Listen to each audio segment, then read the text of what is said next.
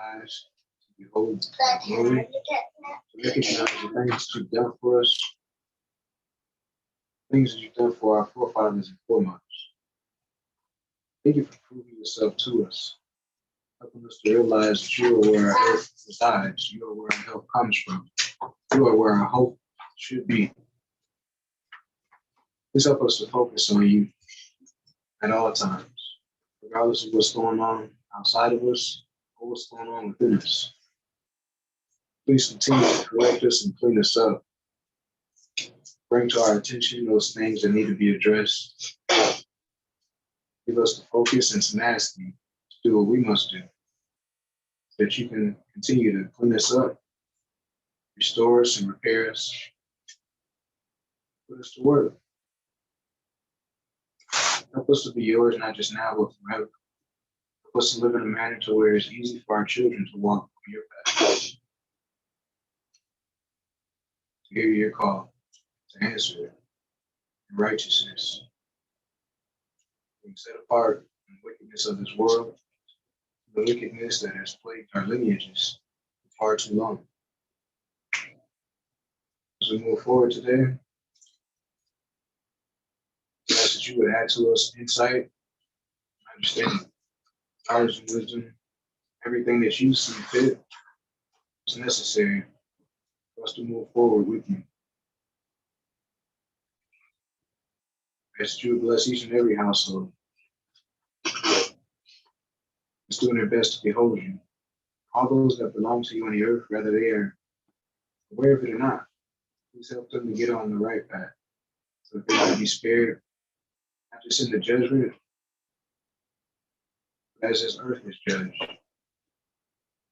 Please continue to be our Lord, our protector, our provider. Help us not to forsake you. We ask that you would not forsake us. This and all things we pray in Yahushua's name. Let it be so.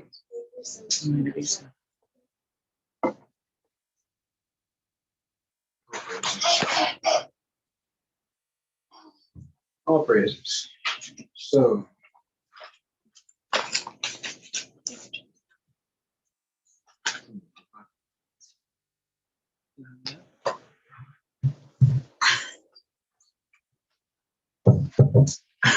okay. Yeah, I get it. So,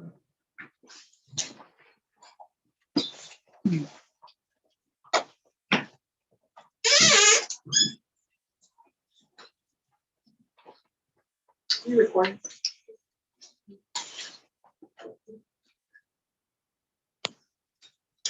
Oh.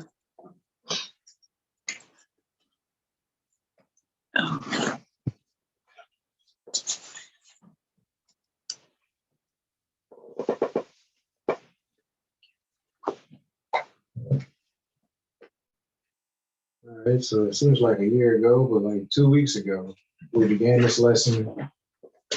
My Mishpacha should live because I'm willing to die.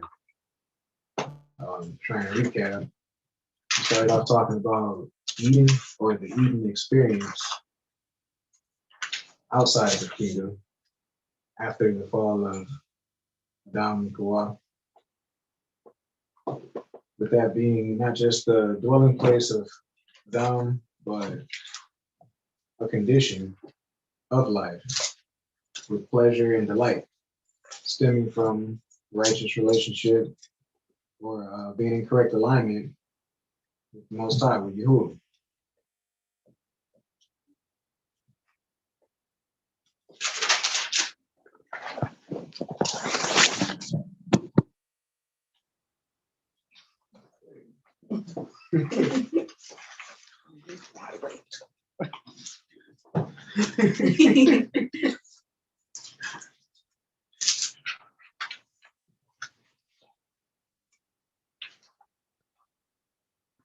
We'll move forward talking about Yehukanan and his portion and baptizing and how doing your part is essentially seeking the Messiah. Because in order to seek him, we gotta be doing the kingdom work. Gotta be about his father's business so we can run into him. Being the gist of that portion. We're just about to get into the part of trying to duplicate the works of the Messiah in the earth, which is going to lead us into dying to self. It's the title of the lesson. My family or my Mishpacha shall live because I'm willing to die. Does anybody else have anything on the recap of what we went over? No. More praises. More praises.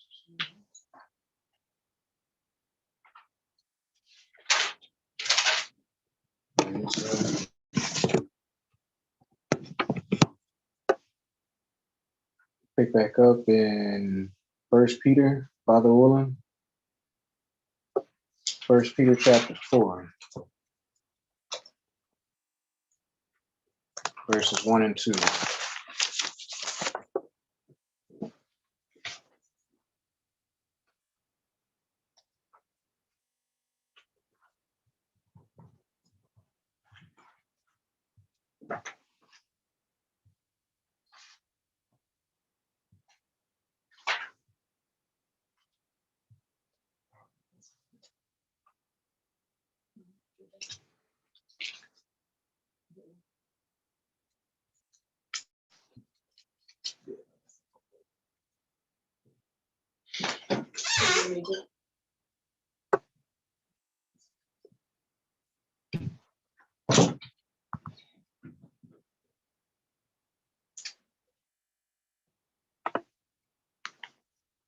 First Peter chapter 4, verses 1 and 2.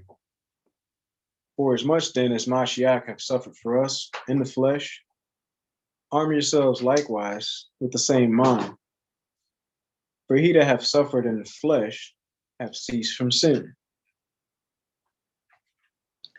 that he no longer should live the rest of his time in the flesh to the lust of men, but to the will of Elohim, or to the will of Yahuwah.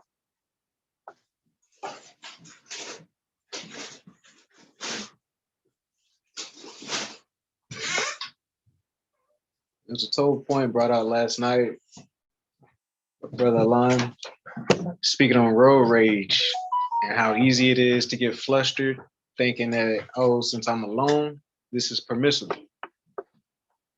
Not realizing that the gravity of it is a lot heavier than what I personally have given mind to at times.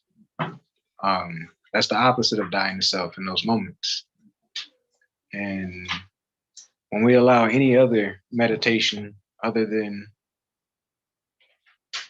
the fruit of the spirit to take hold of us, we're moving away from Yahuwah. We're moving away from the ways of Mashiach. We are unfit to be doing kingdom work, or to even be making our calling sure.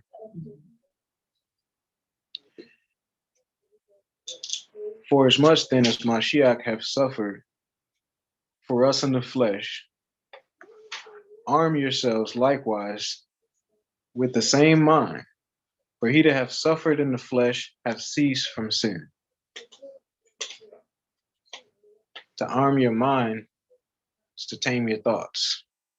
It takes practice, repetition, getting back up after you fall or after you stumble. Resisting those pressures that come against the mind.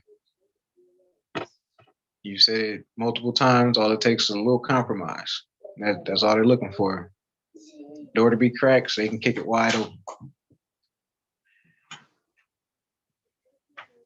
They no longer should live the rest of his time in the flesh to the lust of men, or to the lusts that are common to men, but to the will of Elohim. Hebrews 9 and 28.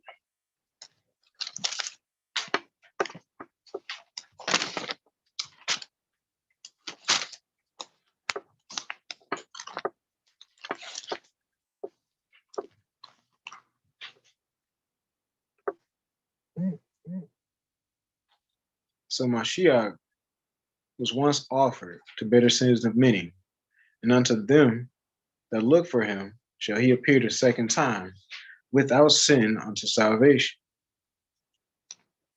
Just those thoughts of the thought itself of trying to tame your thoughts. When you're engaged in that, like when frustration tries to set in and you're like, nah, I can't stay in this place. Whatever you got to do to get self back in that right frame of mind. Like for me, I personally will remember my shame. And it helps me drop everything else that I done picked up and try and work my way back toward not being flustered over stuff that really ain't that big of a deal, not giving myself an excuse to act out in my flesh, realizing what's on the line. The quicker I am to remember those types of things, the quicker it is to drop whatever else I done picked up. There's other things that you could try. You remember your family. Remember that that's on the line. Remember that if you get bound, they up for grabs. So on and so forth. But to do these things is to seek out Mashiach. Seek him and you're going to find him. James chapter 1, 19 through 21.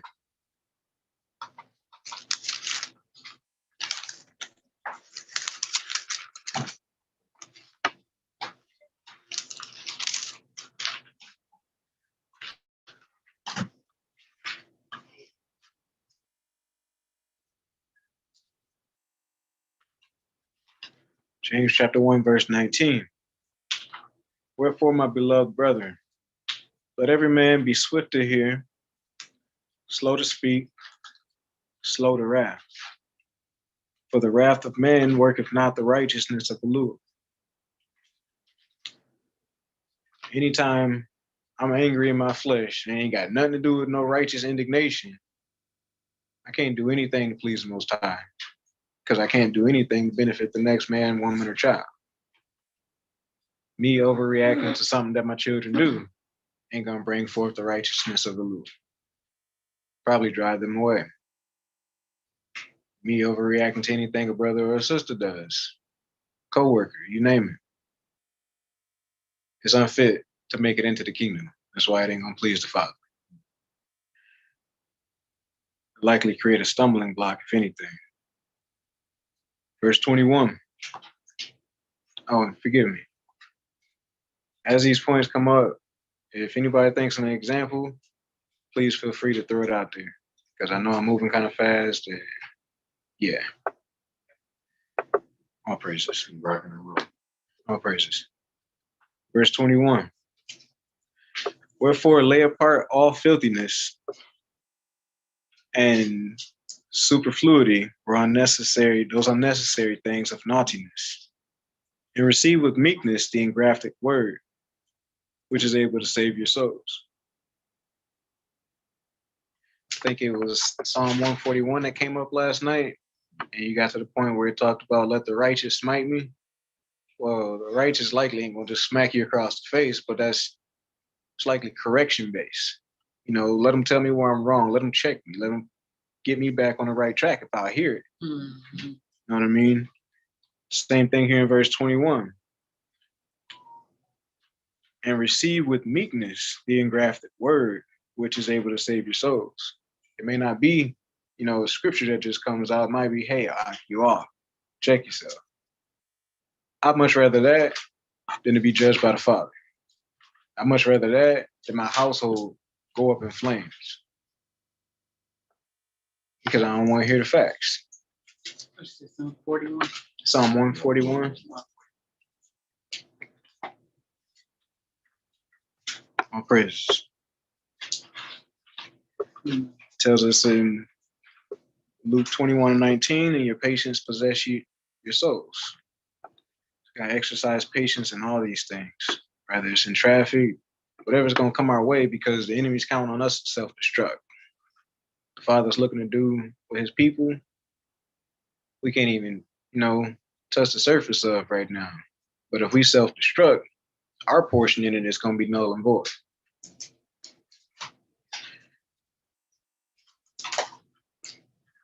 Second Corinthians chapter 5, 10 through 11.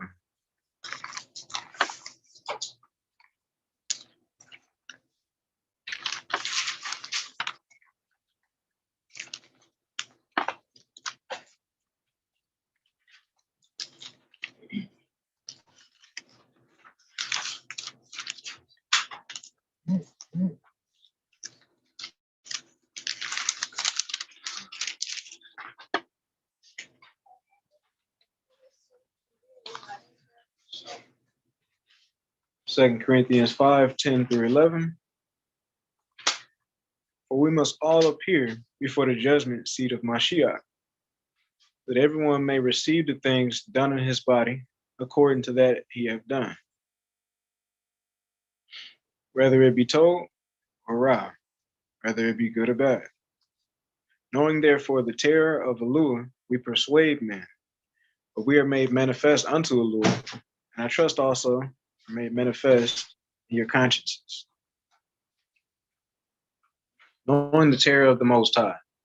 If only we remember that when these other things try to pull us off track or get us to veer to the right or the left, we'd be quicker to be like, nah, it ain't worth it. But it's in being forgetful, we make grave mistakes and heap sin upon sin. So we got to work up the willingness and the focus to die to self, that our families might live. Like, I'm banking on that promise where he said, you know, he's going to show mercy unto thousands because of one. So as the numbers increase, it's that many more blessings that we're hoping for to go out to whoever the Father says he's going to pour them out on. There's a lot on the line. Let's go to chapter 4, same book, 2 Corinthians 4, 17-18.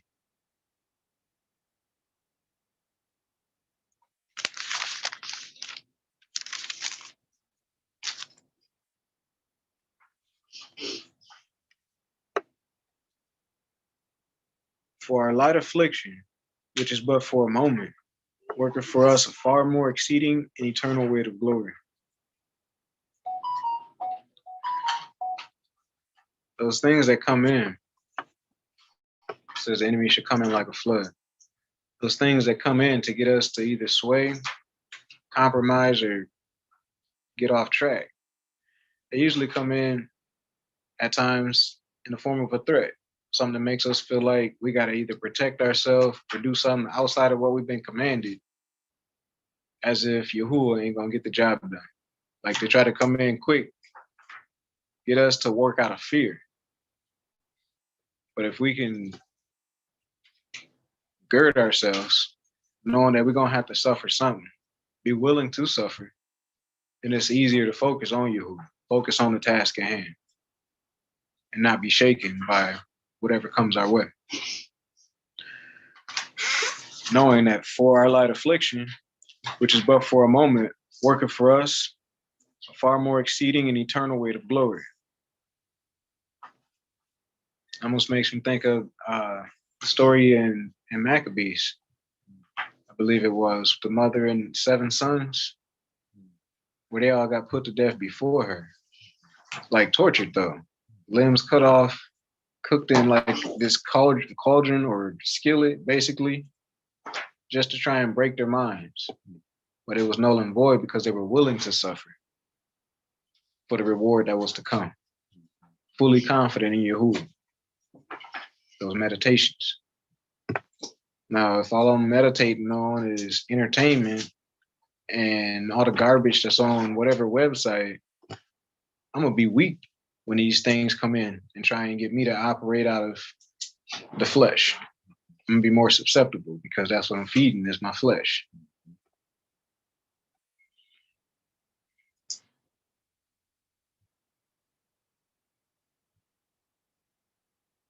Verse 18. While we look not at the things which are seen, but at the things which are not seen. For the things which are seen are temporal or temporary, fleeting. They ain't gonna last long. But the things which are not seen are eternal. That's the focus, like not getting caught off guard by what you can see, knowing that the one that you can't see is there with you, counting on you to choose him instead of you name it.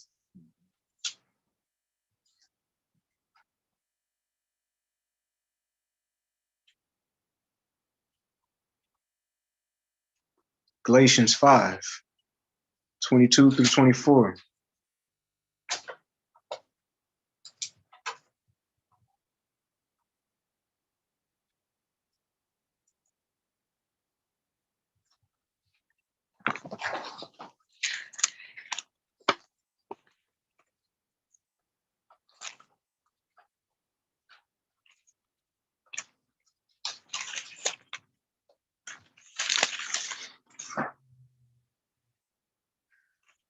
Galatians 5:23. Excuse me, 22. But the fruit of the Spirit is love, joy, peace, long-suffering, gentleness, goodness, faith, meekness, temperance. Against such there is no law. So if we keep these things as our meditations and do our best to move in these things, then we'll be right where we need to be. May not be able to do them all at once, but what's fitting in the moment in order to stay in bounds.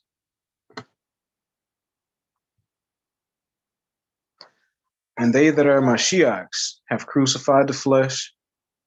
You practicing putting your flesh to death. You practicing denying your flesh. You practicing recognizing, even if it takes somebody else to nudge you or remind you that your flesh is kicking up, needs to be put back down. There's a requisite in order to belong to him. And they that are Mashiachs have crucified the flesh with the affections and the lust.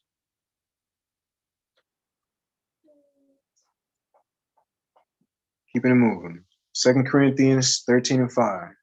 So I said, notice that it's the fruits of the Ruach and not fruits of the Ruach. Come on. Meaning one set of our Ruach. Yes. Yes.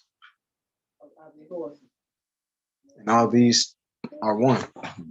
Like, might be different facets, but they're one. All of it's one, yeah. It's inside one. Exactly. Should be the same for us. Come.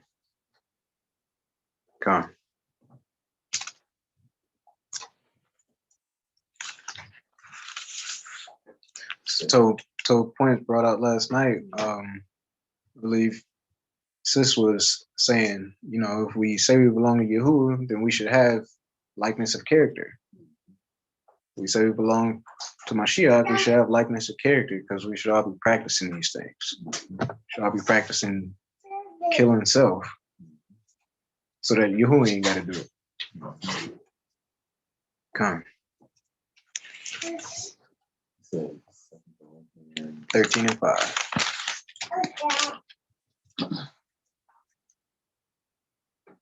Second Corinthians 13:5.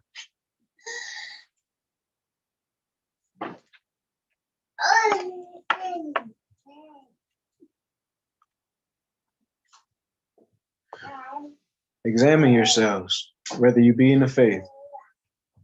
Prove your own selves. I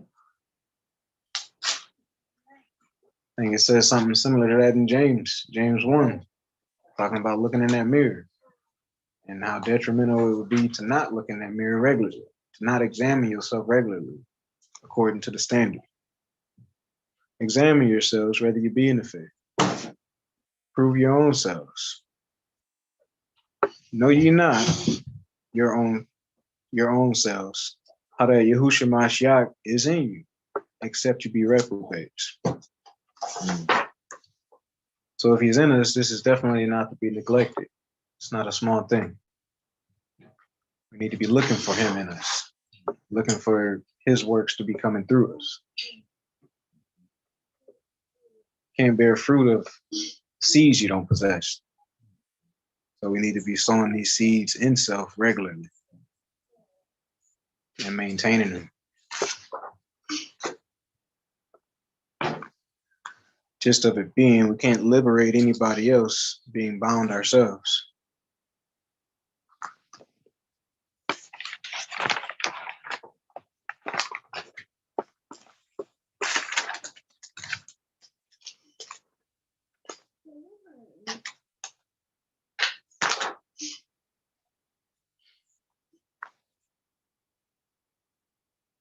In Deuteronomy 28:1, it talks about being elevated, set on high above the nations. We know it's not talking about anything carnal, but we must be elevated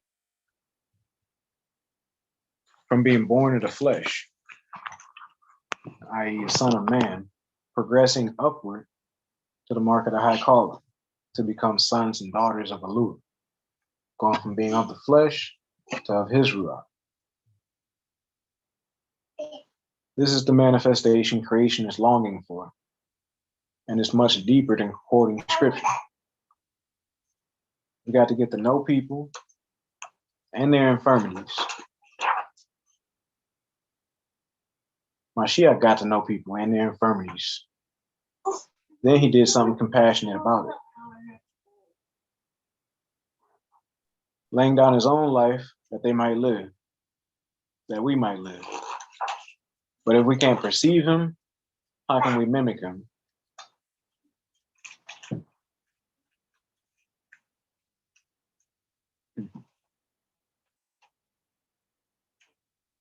Affirmative meaning like pain and trauma or like Absolutely. tribulation, things that people going through. Yeah, like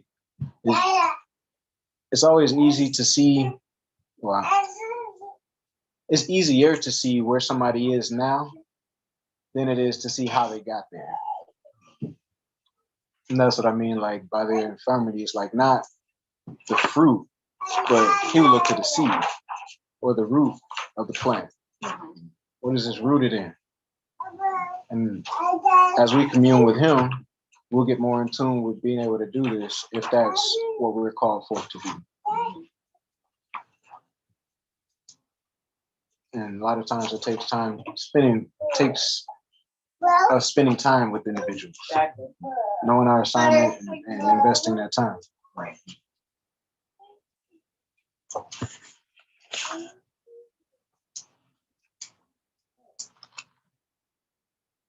But before we can focus on that outside of us, we got to delve in to the inner man, the inner woman, and see if there's any traumas or past things that's still controlling us. Like, if you had an issue or have an issue with lust, why is that? Is it just because you're a little devil, or is it something deeper than that? If you can get to the root of it, you know, you can likely take steps forward to do something about it. Instead of whenever pressures come, you just crumble. And these are things we got to deal with so that we can be accepted.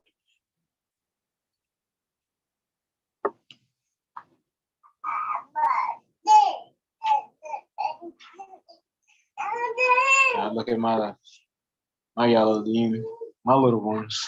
I want them to live. I don't want them to fall by things that I don't feel by. I don't want them to fall because I ain't deal with me. I don't want my Isha to fall because I haven't dealt with me. I don't want my neighbor or my neighbor's wife to fall because I haven't dealt with me. So we got to look at these things.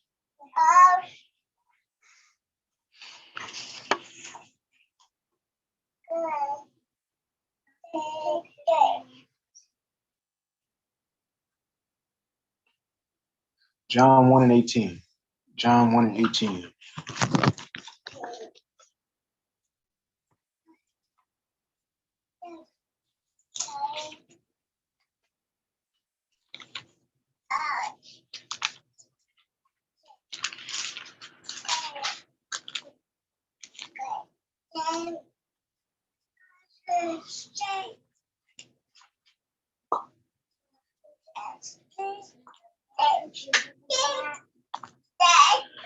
No man have seen Elua at any time.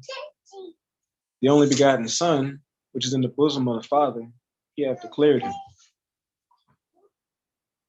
So if we look at the things that the Mashiach has declared, we can catch a glimpse of our Creator.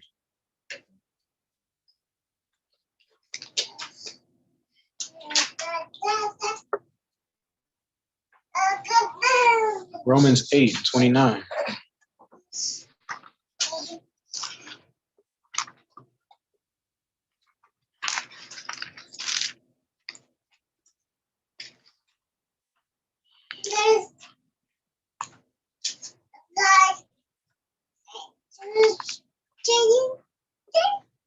Romans 8:29.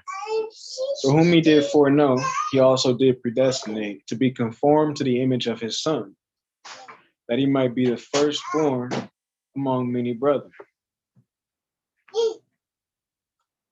So part of the goal of him sending the Mashiach was for duplication.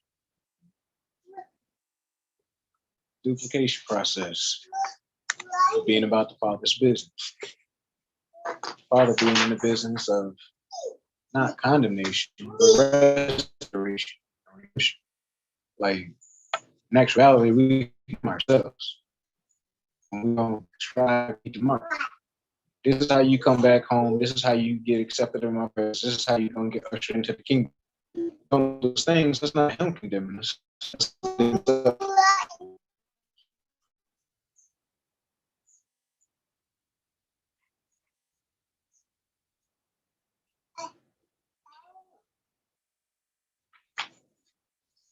First John 3 and 8. First John chapter 3, verse 8.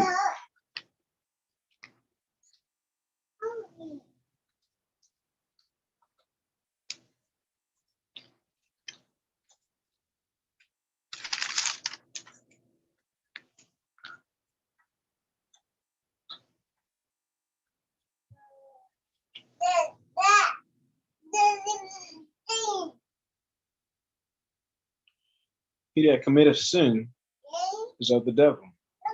For the devil sinneth from the beginning. For this purpose, the Son of Elul was manifested, that he might destroy the works of the devil. So if we're going to duplicate what he did, this is our objective, to destroy the works of the devil, starting within and then working out.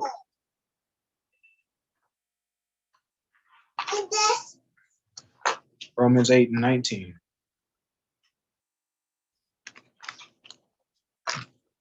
Romans chapter 8 and verse 19.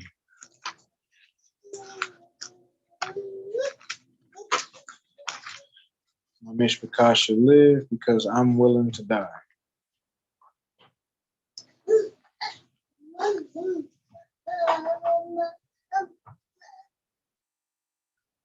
For the earnest expectation of the creature, or of creation, waits for the manifestation of the sons of Elul.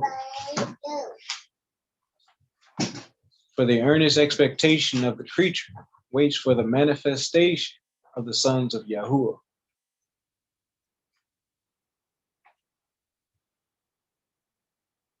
They weren't subjected because they wanted to be, but by Yahuwah's design that he might be glorified. All the nations having these ruachs set over them wasn't because they wanted them, but by Yahuwah's design that he might be glorified, so that he could show them a greater thing. He chose to do that through his people who dropped the ball. But now if we will accept his offer and be grafted back in, the job still needs to be done.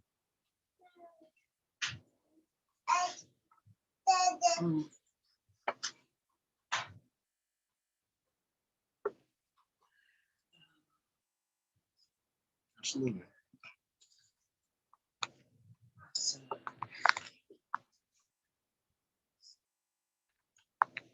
Something you want to add? Bridges. We'll hold it steady here. Duplication. Firstborn among many, manifested to destroy the works of the devil. This is why Yahuwah cannot baptize. My perception. I ain't got all the answers, but as we continue to come together, I'm sure we can get a full picture. But that's my hat being in the ring. My take on why he was baptizing, to do his part in destroying the works of the devil. I'm getting to a scripture that brings to mind. For what's that? For the earnest expectation of the creature or of creation waits for the manifestations of the sons of Yah.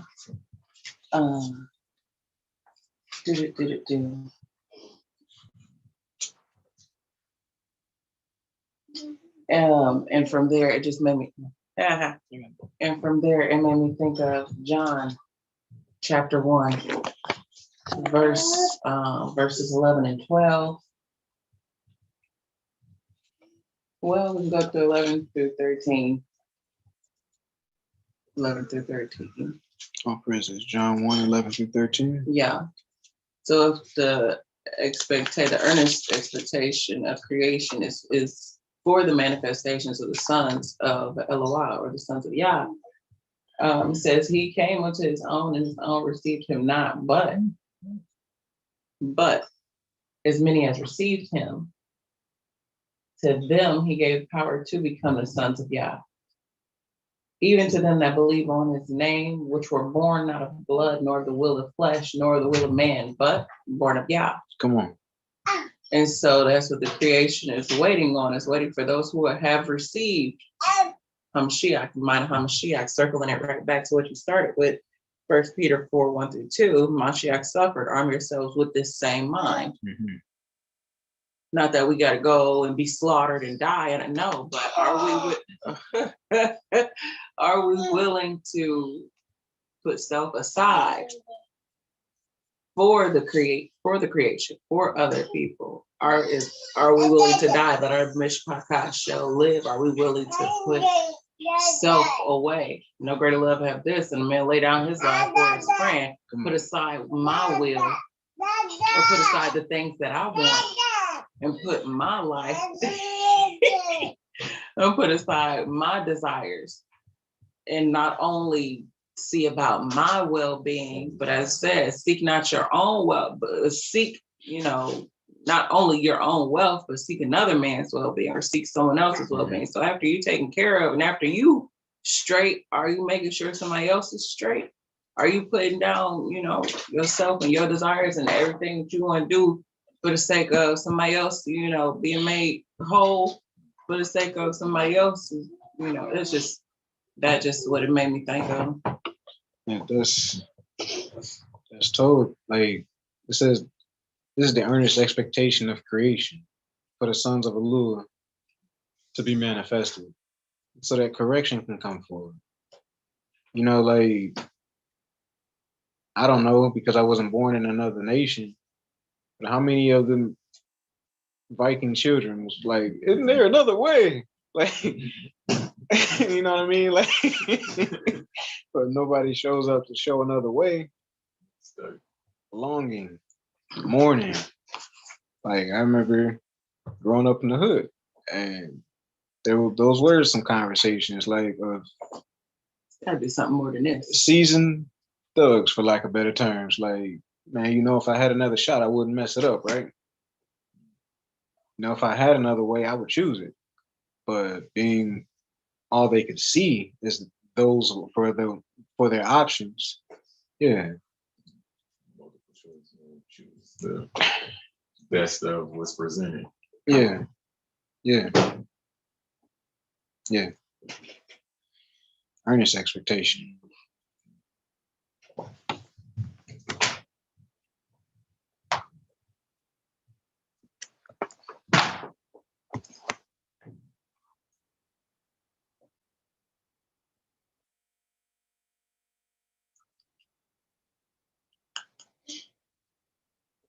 Luke chapter 10, verse 19. Luke chapter 10 and 19.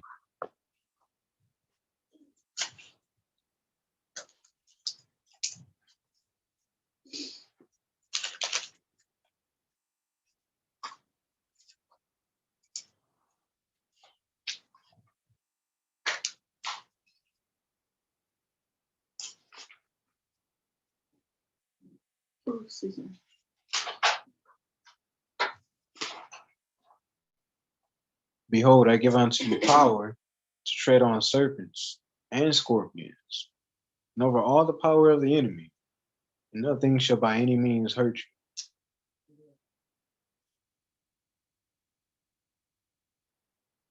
So he came to destroy the works of the devil, give us power over all the works of this said devil or the enemy.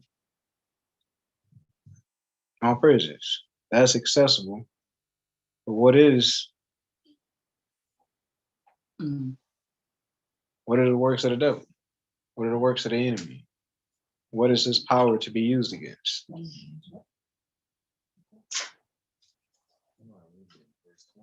Oh, yeah, absolutely.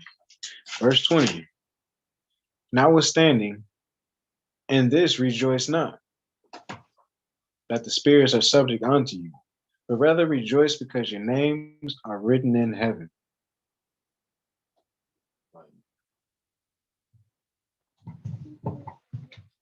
Like, yeah, that's deep because it's putting it in proper perspective, one, and then two, showing that the real victory is not in the victory over the enemy, but the mastery of yourself. Come on. Like, yeah, you have the power to be, you got the power over the enemy, but that's not the highlight. The highlight is your name is written in the heavens. Come on. Yeah, that's deep. I was just gonna say too that it's like speaking on verse 19, it's like the enemy wants us to be afraid. But right here, like it says, giving you the power. So if we just come with that mindset, we can tackle a lot more than what we think. Because that fear is usually to act like be afraid, And a lot of times, I'm just thinking like if you Google Satan or devil, what are you gonna see? A scare tactic, Mhm. Oh, I must fear, And this is me speaking like experience. Like when I realized, no, I don't have to. My trust and faith is in the Father. I don't have to be afraid of it. So then when I realized that, okay, I was able to burn my loins and say, okay, no, I'm not, I'm not about to be prideful and be like, what then? No, but I'm not afraid. I'm not fearful of it. So now I'm able to tackle it. You know what I mean? And understand that I have the power to do that. Like I said, tread on serpents and scorpions. So yeah. And that like what's really churning right now, what's working in my mind and churning over and over in my mind is something that you had mentioned earlier. Also, part of the reason Mashiach came was for the duplication process. Well, just like what you asked, okay, what did the enemy come for? Well, it says in another place, the enemy only comes to steal, kill, and destroy. So that's what he comes with, his, tactics that he uses. We'll see those. I'm pretty sure you'll go over it.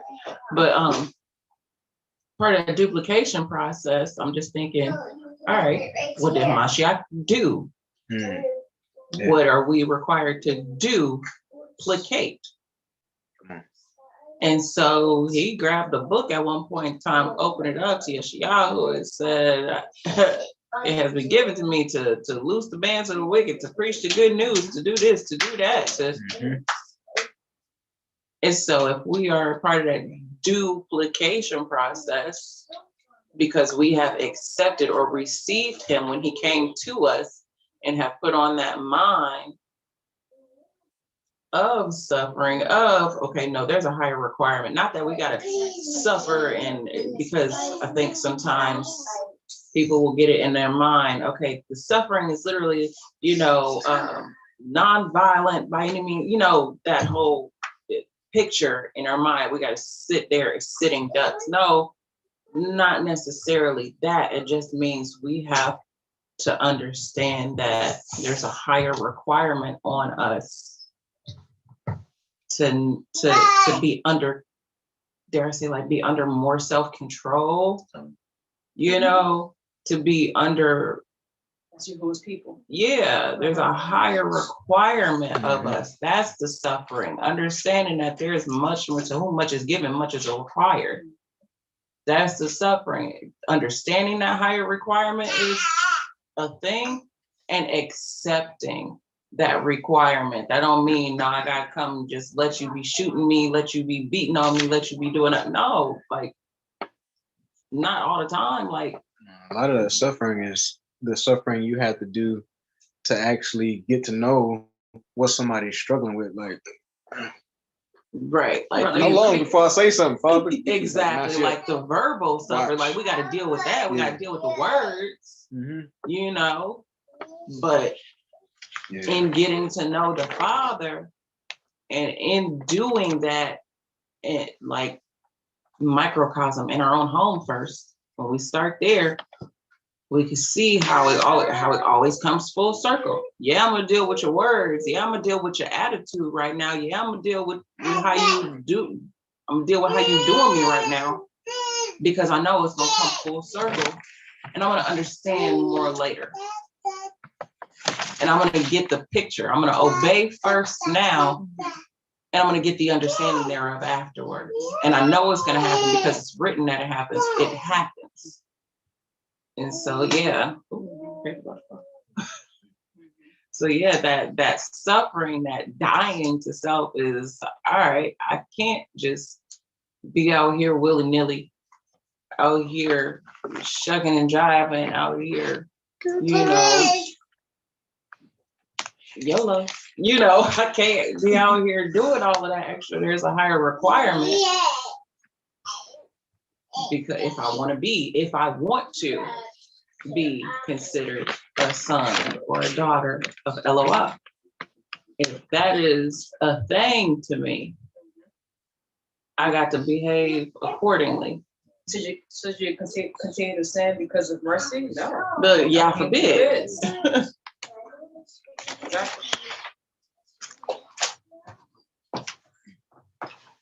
All praises. Brief point I wanted to make when Sister brought up how the enemy wants us to be afraid is like, how many scary movies have we seen in our life? Oh, yeah. And we've been conditioned to be fearful, Yes. not even knowing that was a tactic of warfare, like just ignorant. Oh, it's just a scary movie. Like, no, but you're being conditioned to be fearful. So then when you see a manifestation, it's like, oh, but really, that's just something else in existence that without Yahuwah's permission ain't got power over you. Ain't got power to do this, that, or the other, unless you done went way out of bounds. Yeah. And told point about what Mashiach came to do. Because that's, and to try and summarize and simplify the works of the enemy is bondage. Mhm. Hence, self-mastery being the ultimate goal, the ultimate victory. Because in mastering self, you can escape bondage, escape the corruption that's in the world through lust. And it just makes me think like that scripture that was brought out in Isaiah. I'm just wondering, okay, is that how we have the power to tread on the serpents, to do it, stomp on them, all of that stuff by doing those things? Because he's giving you all you need to be free. Mm-hmm. And if somebody else is willing to hear and change, to free them too. Setting loose the captives and all of that, like. Yeah. Yeah, you treading on the enemy, whomping the enemy's head when you taking his captives from him. Straight whomping on his head,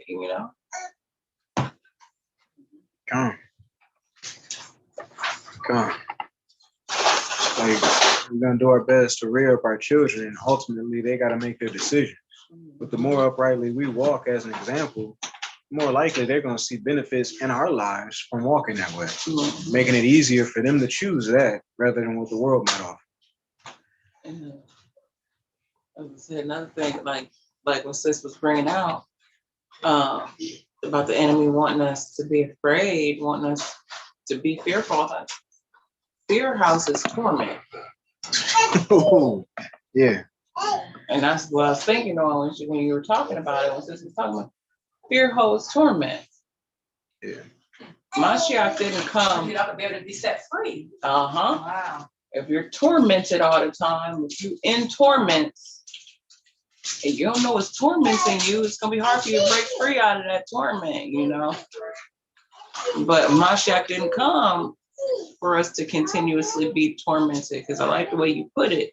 He didn't come for condemnation. He came for restoration, and duplication. Yeah, but he came for restoration, to restore our relationship back to the Father.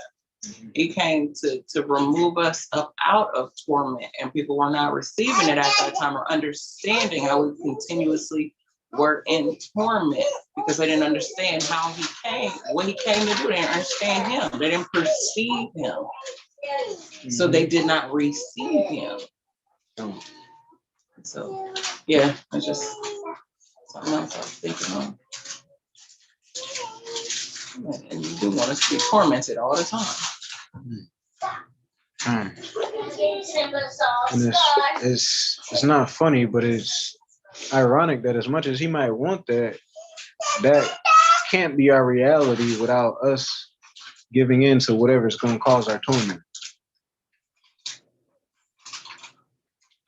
Mastery of self. Like he's trying to torment us before this time. But I'm just angry. Everybody has to get it. That's what, Hurt people hurt people. That's what pure hate is. Come on. Like, For no reason. Not because I did anything to you. I just, for no reason. It's just, I hate my heart. That's what it is. And that's the cold part too, like trying to trip the children up in their youth. So that later on down the line, they ain't got the confidence to stand in the walk in power. like he hate mankind. Like he absolutely does. The enemy absolutely hates mankind. So I can't even say, it's for no reason. It's because he hate mankind. I'm not bowing. Like, right, exactly. Like you made what? I'm gonna show you how little they is. Yeah. Yeah. Of all things, out of dirt. Right. And I'm supposed to like that. and I'm supposed to do what for Yeah. you crazy. That what you crazy. Yeah.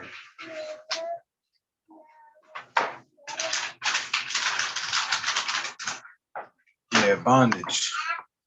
Bondage is what we're supposed to use the power against, so that we can bring liberty.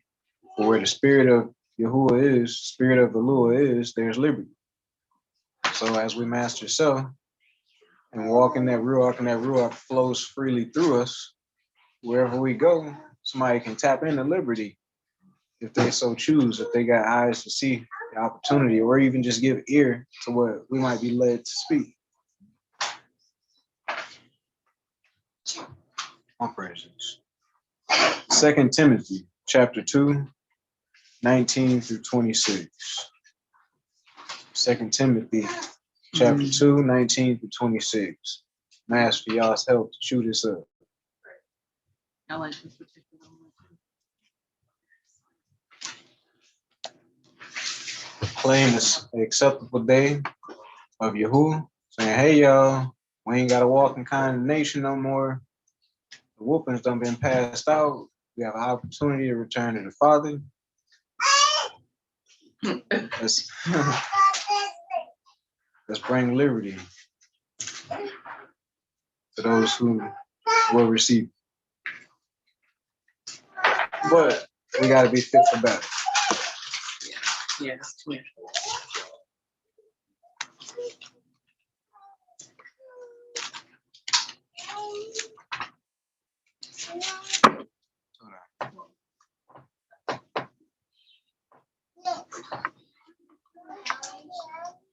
Yeah.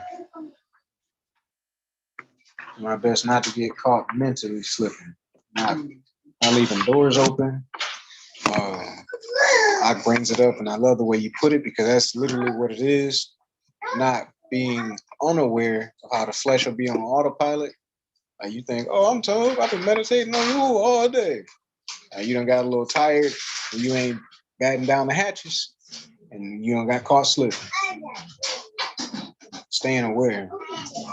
Don't get up out of bed and think you ain't in the midst of war.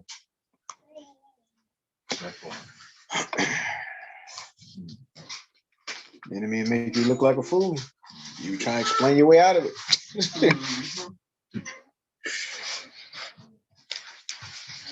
2 Timothy 19.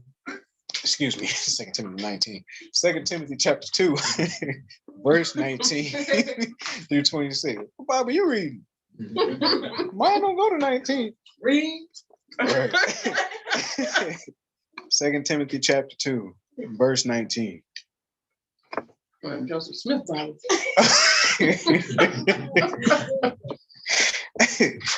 All praises.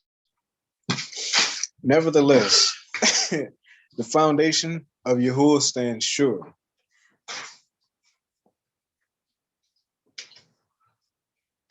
having this seal. The Adonai knows them that are his. And let everyone that names the name of Mashiach depart from iniquity. Don't be found in his company, not as a perpetrator. I mean, it's one thing to, be working a job and somebody next to you is just off the chain. It's another thing to be standing there entertaining an off conversation or something that's on TV that shouldn't be, whatever the case may be. There's numerous scenarios. But depart from iniquity. Recognize it first. That's what we got to be able to do. Recognize it and turn from it. Let everyone that names the name of Mashiach depart from iniquity. I think it's Psalm 50, and he's like, to the wicked, who even told you to put my covenant in your mouth? Like, why you even speaking in my business, knowing that you don't like instruction? You don't want to hear no correction. What you talking about Mashiach for? But to those of us that want to cleave unto him, let us be ready to identify and depart from iniquity. But in a great house, there are not only vessels of gold and of silver, but also of wood and of earth, some to honor and some to dishonor. If a man therefore purge himself from these, he shall be a vessel unto honor, sanctified or set apart, and meet for the master's use, and prepared unto every good or every told work. Preparation. Separating those things from ourselves that do not belong. If we belong to Yahuwah, if we belong to Mashiach, is the preparation process. Departing from iniquity is part of that preparation process. Prepared unto the battle.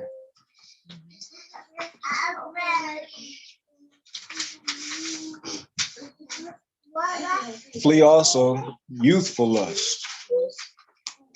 In one sense, it's like childish things. Things you might have been tripped up by in your youth, and things that you might be tripped up by because of an immature mindset. Yeah, you could look at that. Emotional development. Yes. Yeah. Yes. Emotional instability. And say, like you were saying, like you could look at it also. Flee also from childish desires. Come on. That's what it's saying. Like Lust is desire. Like that could, because lust don't always have to be something sexual. It's When a the Most desire. High said he's going to fulfill all of his lusts on us, like he's going to get what he desires out of us. That don't That's mean right. nothing carnal at all. No. When he's using it in the terminology that he's using, or in the context, I should say, that he's using it. So if we look at that particular scripture, it says, flee also youthful lust. Well, flee your childish desires. If you have no desire to have any responsibility, that's a childish desire. Children ain't responsible for nothing. Adults are responsible for something. So if you don't have any desire to have any responsibility, you're supposed to flee from that thing. You're supposed to understand at a certain point. Again, to whom much is given, much is required. If you've been given, to whom much is given, you got much years under your belt. Something like if you got something, there's a requirement out of you. There's something. That's either opening our understanding, tie the precepts together. It ain't just for talking about it. Yeah. You know what I mean? Like your conduct is supposed to be changing.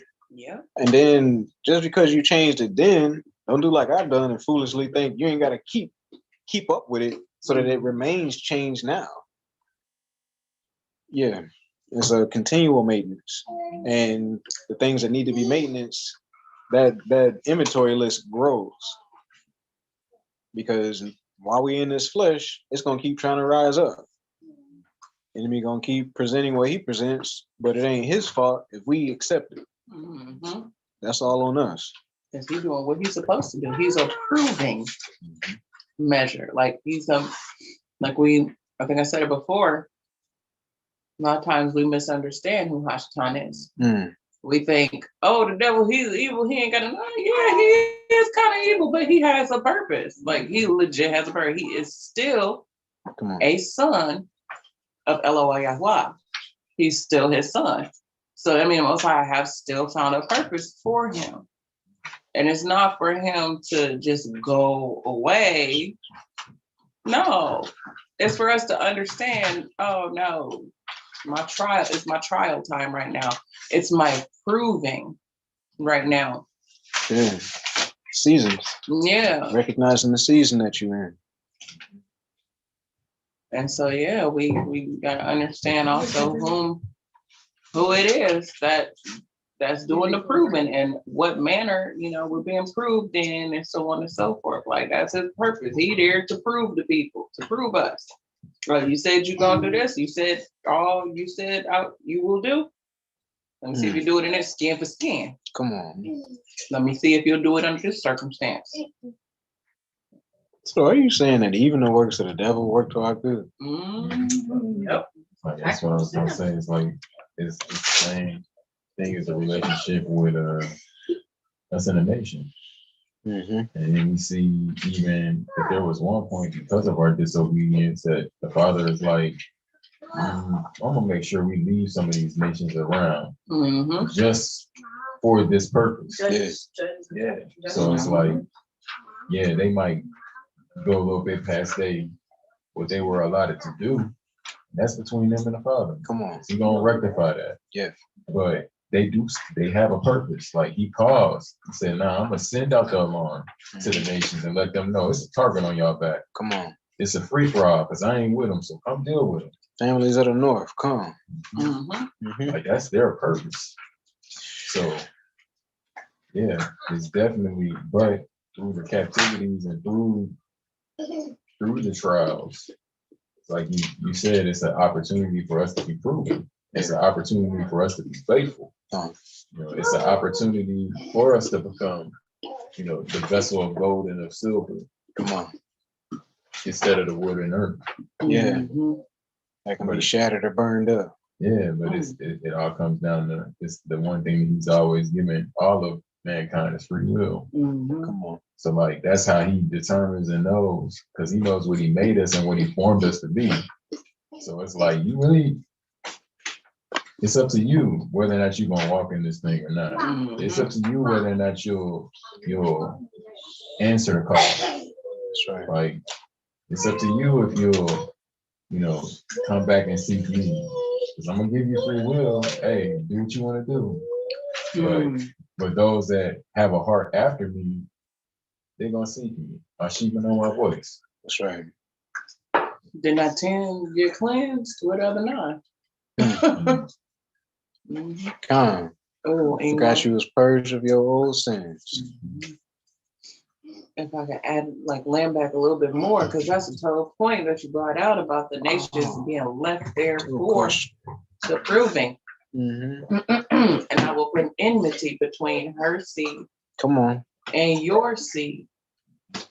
And those, not to try to get all, this is who this is, and that's who that is, but no, who else he got an opportunity to bring a seed through? And to have his way with, even if it's not like a literal kind of seed, but that seed being the impartation of his spirit. Doing his works. Doing his work. That's their father. You've always done as your father do. And that's your father, who you acting like, who you behaving like, who you this, that, and the third. And so, yeah, that proving, and those people that are set around, they done gone over much. And it's written, they have gone over much, beyond, way beyond what they're supposed to go beyond. They went beyond the proving process. Now they satisfying their whole lust. They've gone way beyond the proving process, But it's profound to me, because how it just makes it make a little bit more sense, I guess.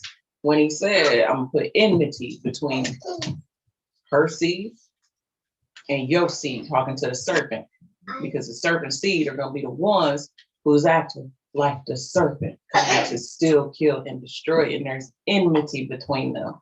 And what happened, like you brought out, what happened? Because of our disobedience, there were nations that were left literally to prove us by. And because of that proving, they constantly around us, we're in the midst of a place where we're constantly being proven whether we're going to obey the Most High or whether we will not obey the Most High. And as it turns out, a lot of us are not obedient unto the Most High. There's a lot of vexation going on, a lot of stealing, killing, and destroying going on because we have not perceived Mashiach collectively, as a collective whole, as a people. We have not perceived Mashiach, nor have we perceived that this is a proving process. Because if we would choose Mashiach and resist, then we'll have no choice but to flee. Resist Hashatan and his seed and those who his spirit is imparted on, so they're acting like his little children.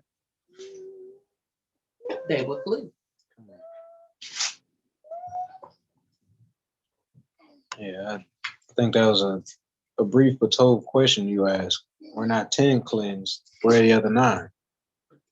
We're talking about dying to self, selflessly, that others might live, which means, for one, we got to keep others in mind. I'm not doing this for me.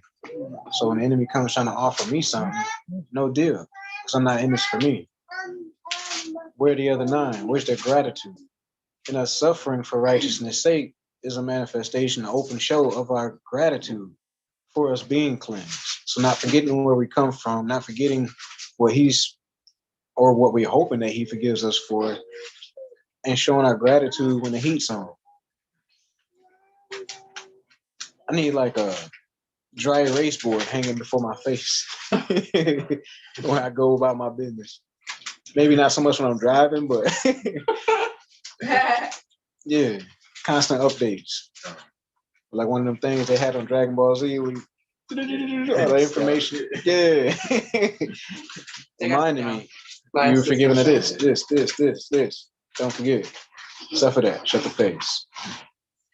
Another toe point, the nations doing the work of the enemy. Well, we just read how the earnest manifest or expectation of creation is the manifestation of the sons of Alu. Those duplicates of Mashiach throughout the earth, who ain't so much injured by the small things and can stay in the fight to get the job done.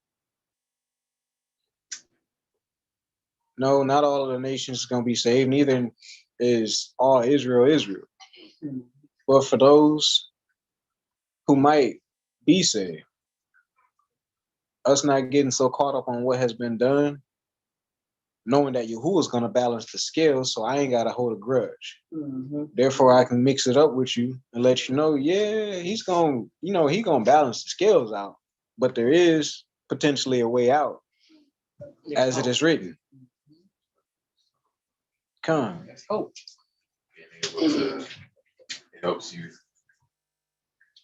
go into it and to be able to even see the empathy in it, because you already know either way he's gonna balance the scale. Either way it goes, Yeah, he's gonna make it right. So why not use this opportunity to try to reason with you instead of being me setting a snare for myself, and now I'm trapped up in whatever other negative emotions they get, they come out. yeah. I can empathize with you knowing he gonna balance the scale. That's what David did. Like, all right, so but I'm trying to reason with you because I already know where this thing is headed, and trust me, I don't want to see it, and you don't want to see it. You really don't want to see it. Come on. Yeah. Come. All praises. Cut it out. No. Okay. Was there a question or on the Zoom?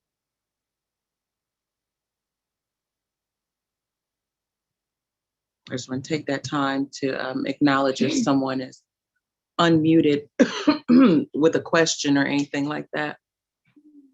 Or not even a question, commentary, because the floor is open if there's commentary as well from the Zoom and whatnot. What's the subject? My Mishpacha shall live because I'm willing to die, or my family shall live because I'm willing to die. Looking at different aspects, dying to self, selflessly. So yeah, that's what we've been just discussing, what that actually kind of looks like and what that means, and going into what the scripts say about that dying process.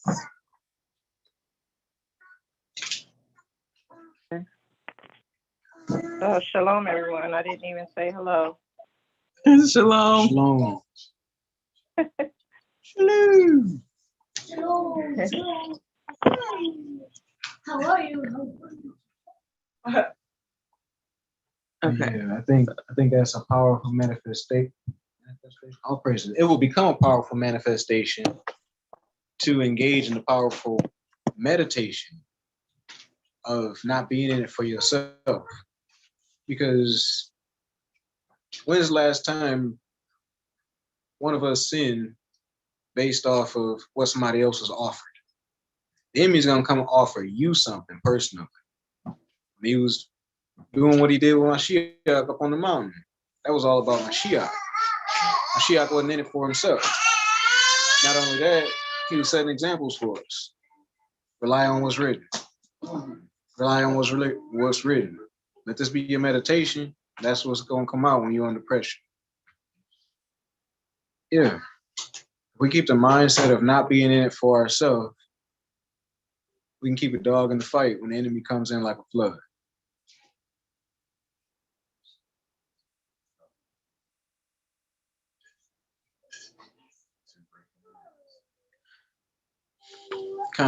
Two great commands, as Ak just stated. Selflessness. We look at the Big Ten as, in order not to depart from Yahuwah, protect your neighbor from yourself. That's what it's all talking about. Protect your neighbor from yourself. And you won't be serving another. But if you fail to protect your neighbor or his belongings from yourself, you serving another, because Yahuwah ain't gonna have it.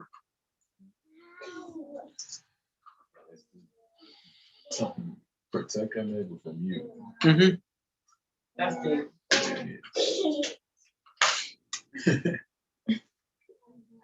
Wow. Yeah, just, we gotta remember not to be lazy. And I say lazy because when we get too lax, that's a form of being lazy. Mentally lax, we leave the door open, enemy gonna come in. They don't sleep. I don't get tired. I got however many jobs. This flesh gets weak. Knowing this, we need to put things in place.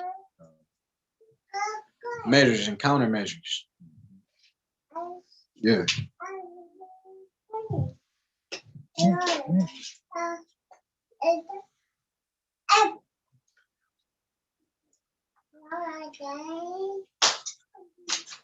Verse 22, let's finish that out and keep moving through 26. We're gonna try to put a pin in this about 6 p.m. and pick it up the next go round, I believe.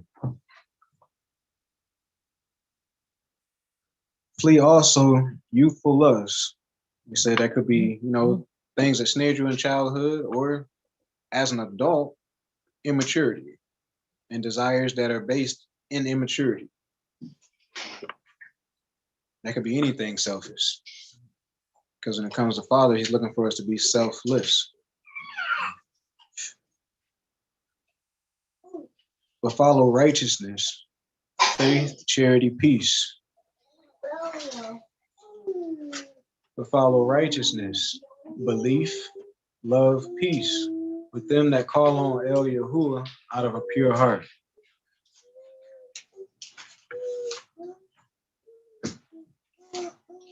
But foolish and unlearned questions avoid, knowing that they do gender strifes. Ooh. Hot topic. Very much so. Why would that warning be there? Anybody? beside yourself.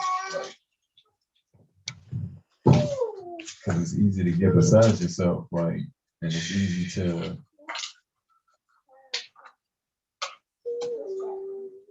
it's a lot of unpacking in that, like foolish and unlearned questions. So like, first off, it's already coming from a place of lack. Come on. It's unlearned, and it's kind of like it makes me think about what he said, what it was in what was that, Second Peter, where he's like, they stumble over what Paul's writings are, because they're unlearned in the Torah, and they grapple with it the same way. To their own destruction. To their own destruction. You know? Yeah.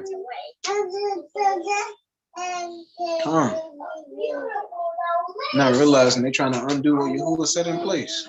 And it's like knowing that they do gender strikes. Like, so basically, what was the purpose? Was it restoration? Come on. Or was it just to condemn? Was it just for the sake of argument's sake? Was it just for the sake of to cause doubt? Because when you think about it, like, that's what the adversary does. That's right. Like, we were talking about the seed earlier. Like, it says in Matthew 13 and in Luke 8 that the seed is the word. Come on. So, like, that's the Father's seed, is the word, which hence it produces fruit. But then the adversary has a seed as well, and as his word. Come on. And then when you go and you look in Genesis, like, that's what the serpent is doing. Is this Nakash? He's a whisperer. He's an enchanter. Let me get up in your ear real quick and let me just stir this up. You know what I mean? Yeah. Knowing what the end result is going to be. Come on. Knowing, oh, this is just 4 stripes. And it's like, sometimes you see that a lot when it comes. It just depends on, like, what we just looked at. You know, what's the purpose? Is it to cast? Is it for me to be boasting because I can step on the head of a serpent? Come on. Or is it that my name is being written in the heavens? Like, them is two completely different things. Absolutely. So it's like, which one is it? A lot of times it ends up being a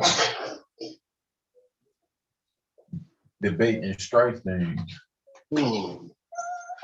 for the sake of what? You know what I mean? It's like worshiping the creation instead of the creator. Being able to step on the head of a serpent is only because your name is written in the heavens. Like, choosing to celebrate the lesser instead of the greater. Yeah. I don't want to interrupt too much, but yeah, that was exciting. Yeah, I'm pretty much, it just had me thinking about that, like, because you see it a lot, especially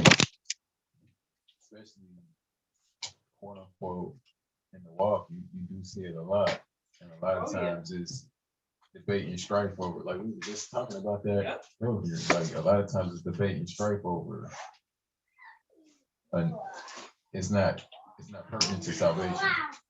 You know what I mean? Like, if it's something that is about salvation, then yeah, I might be willing to go blow to blow with you for the saving of your soul. Come on. I might be willing to go to as far as the Father will allow me to go. You know what I mean? Yeah. But for something that's not even, it's one of those things that is like, in all honesty, we can try to put it together as best as we can, but Father is one of them things that it might not even been something that He's revealed completely yet. You know what I mean? Like, that's a possibility as well. Like, we still living and seeing things be fulfilled. You know, oh, well, the end is gonna be on this day, and it's gonna be this, and it's gonna come like this, and it's like, okay, we know what we know, and that's really all that we can say. But to come to the conclusion on this matter and to be able to call it like that, He ain't gave it to nobody yet. So, like, You know what I mean? All the best that we can do is do like he said and be watchers. That's right. Watch. That's right. And okay, well, when you see this, all right, well, I guess that means that this is the time for this, and just continue to walk with him. But a lot of times, for the sake of the pseudo self-esteem or for the sake of, in some cases, just to come in and cause division and strife, because that is a ruach that is on folks. Like, Mhm. that's a reality as well. Like, Yeah. just for the sake of being an instigator, or just for the sake of, you know what I mean? Tearing somebody else down. Ooh, because that's something. I saw an I'm something interview. because I was able to step on you. Mhm. I stepped on your point. Saw an interview of Mike Tyson with I didn't see the whole interview. I just saw this one snippet of Mike Tyson with Tucker Carlson. I know what I'm talking about, Fox News, dude. And Tucker asked him, like, so what are you thinking when you're in the ring? And he got real serious and was like, yeah, I don't really like to go back and be in that mind state no more. Like, but like, what are you thinking? Like, when you're in, like, I'm thinking that I want to kill this person. And Tucker laughed, like, real nervously. And then he seen that Mike Tyson wasn't like playing. And he was like, yeah, I'm laughing. He was like, yeah, that's a nervous laugh. Like, and Mike's like, yeah, like, that's why I don't like to go there, because like, you got to understand that mindset. My only way of being able to succeed or step up in life is to tear down this person that's in front of me. That's messed up. And that the more that I destroy you, the higher up I get. That's wild. And I'm like, Oh, Coliseum, gladiators, Olympics. That's why it's like, I might catch a glimpse of a game, but I'm not going back into that, because thumbs up, thumbs down. That's where that comes from. Kill them or don't. Yeah. The whole mindset. Mm-hmm. They ain't necessarily dying like that anymore, but the same spirit is there, the same conquering mentality is there, the same mindset and competitive nature is there. And on the surface level, it was for what? The Caesar's entertainment, but what's ruling that Caesar? This one that's trying to bring bondage. So now all these men are subject to bondage from that mindset because the ruler is subject. Earnest expectation of creation, manifestation of the sons of the moon. Those that can get away from that mindset, be free.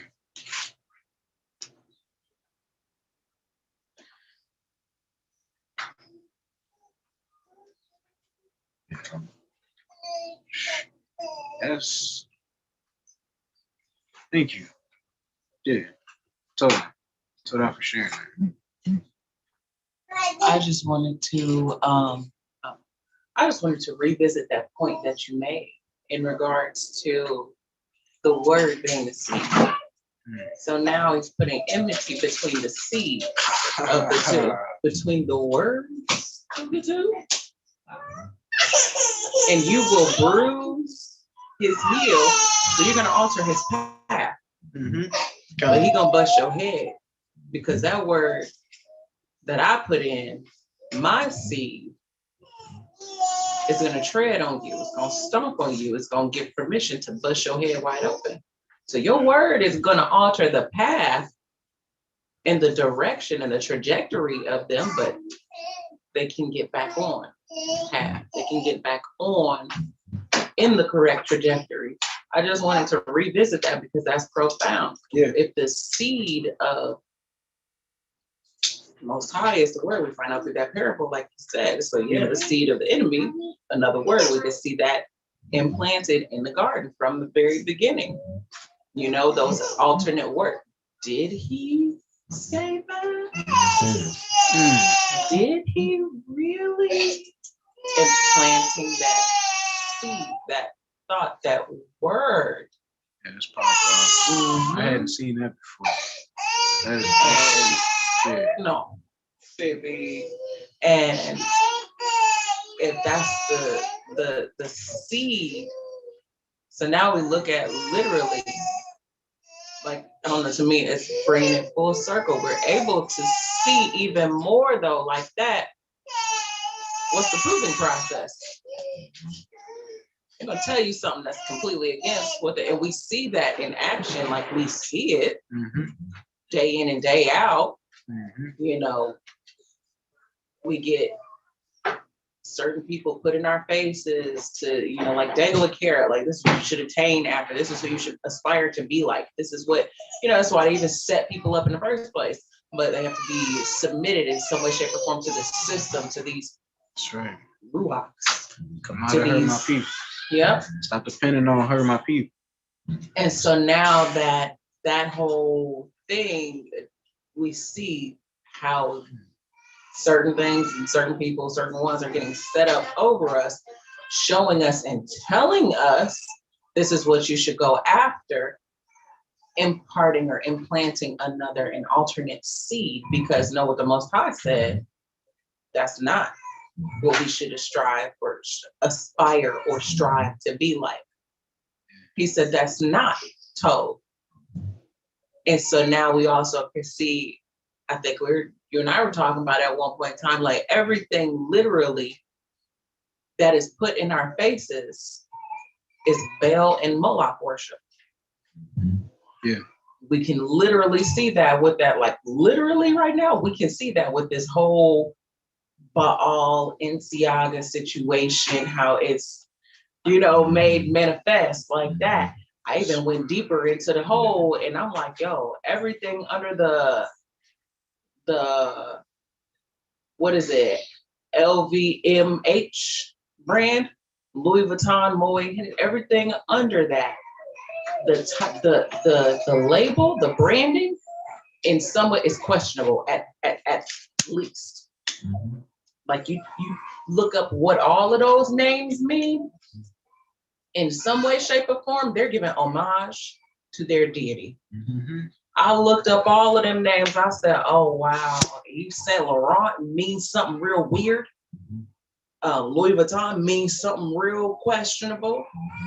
Moet means something whatever. It means something real questionable. And you got to look at the Latin spellings, the Latin meanings of these names, because that's the language of the you know, people, the brand, yeah, Latin.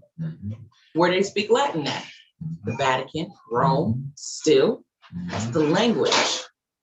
So it's at least, at very least, it's questionable. Everything that they're setting up, all of these people who they're putting in our faces specifically, regardless of what they do for them, that's them.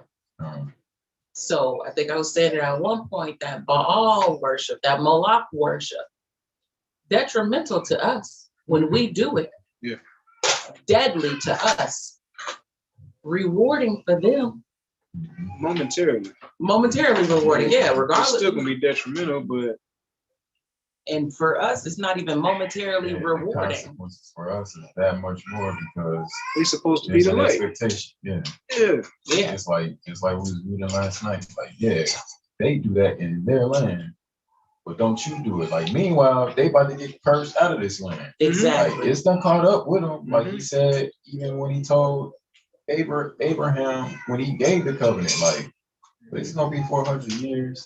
It's gonna, the time of the Amorites hasn't been full yet. You know, it's like he's giving them a certain amount of time. He's like, oh, okay, well, but once your time is up, it's up. But for mine, y'all don't even get that, because it's like, nah, y'all said all that you have said that we will do. I told you in this house. Exactly. Yeah. Like he's straight up a black dad. I don't care what you said last night. He's straight up. Pop Dukes. I don't care what they doing over there. I told you, have your behind in this house at XYZ time. That's literally I'll be new.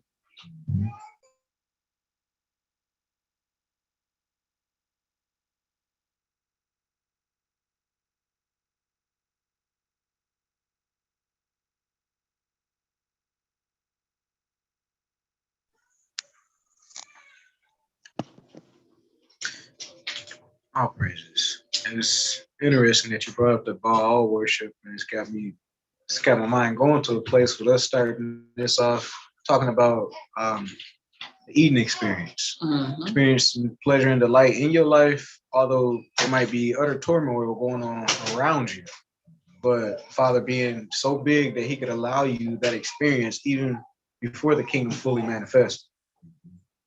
But by all, and also with eating being defined as pleasure and delight, but by all offering you pleasure and delight without righteousness, like the flip of the coin there is just, yeah, it's got my mind going to a place, especially with you, Ak, sharing. The word is the seed and tying that to Genesis 3 and 15. Like I hadn't done that. It's like a whole new world happening without Ariel. And it's just like, yeah. Yeah, because it's determining like one is catering to one nature and one is catering to the other. So it's like one is catering to the production of this kind of food. Mm-hmm. The other is catering to the production of this kind of fruit. And it's like, even when you think about like, because it's like you got the seed, and then you go from the seed, and those seeds become trees without fruit. But whatever fruit they're gonna grow, that's what tree is. So it's like, it's a whole process of, all right, so what word is planted in you? Like which one is planted in you? Is it this one is gonna reap death? Or is it gonna be life? Is it gonna be the fruit of his ruach, or is it gonna be the fruit of another's ruach? Either make it good or make it evil.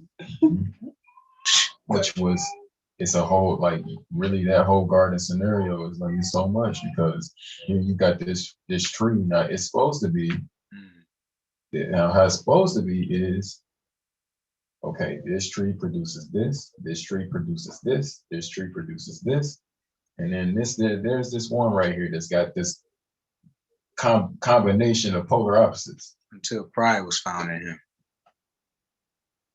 And it's like, yeah. And then to consider it, like, ate of his fruit. come. That's crazy. Mm-hmm. So it was there. And then not to Mhm. even brainstorm even too much into it, when you go back and you look at that Ezekiel 28 and Ezekiel 29, go back and look at that, and he's talking about, you was there, I planted you in the garden, and you were there in the garden, and all of these other trees, they look at you and they like, wow, You look amazing. and All then this stuff. you're mixed seed, you got this and you got that, and then from that point forward, this is because they ate of that and they partook of it. Literally, you are what you eat. Come on, they partook of it, and now this is what we are. A combination of the two. And then now we got this free will, and it's okay. The ones that are mine are the ones that will choose the toad and turn away from the evil. Like, those are the ones that I'm looking for. The ones that will choose the evil over the toad. Yeah, you have that seed, you have that stock, and that's how he gets it off, is because oftentimes they have that saying, you can see good in anything. And it's like that, and then it's like, yeah, we can see it, because that's how we're built. We're built with both Tob and Ra. So even in Ra, I'm gonna be able, like this tree. When you look at this tree, it's really only Ra. Like, it's really only evil. Like, whatever Tob was in it, it's not Tob anymore, because it's been mixed with this evil. It's defiled now. Yeah. So it's lukewarm, like seven. yeah, it's not. Yeah, this isn't really, like, the only Tob is Tob. That's it. Ain't no such thing as good and evil. Ain't no such thing as Tob and Ra together in one package. That means that thing is evil. Yep. Like, it doesn't work that way. Like, and it just makes me think too, because like you said, you can see the good and the evil in it. Like, okay, it's a tree, it's an evil tree, but it functions as a tree. It's good. It's whatever. But even if you can see the Tov and the Ra'ah of both, it's like one is more inclined to lean in a certain direction. So it don't matter how much good you see in it, it's still the nature of it is still inclined to lean towards the evil. So you got to leave that thing all the way alone, or because you're beating a dead horse, so to say, or whatever, or like you trying to pull out of something that ain't there. So it's the discernment that we need to understand which way a particular thing is inclined to lean, and that's that do not put my pearls before swine, whatever the pearls may be, not only his word, but your actions, your inspired action.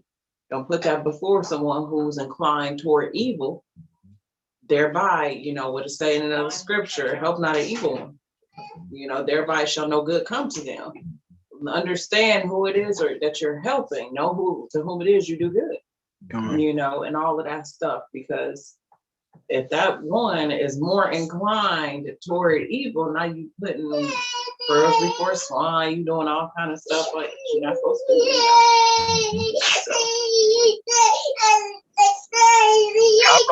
I brought that up earlier today.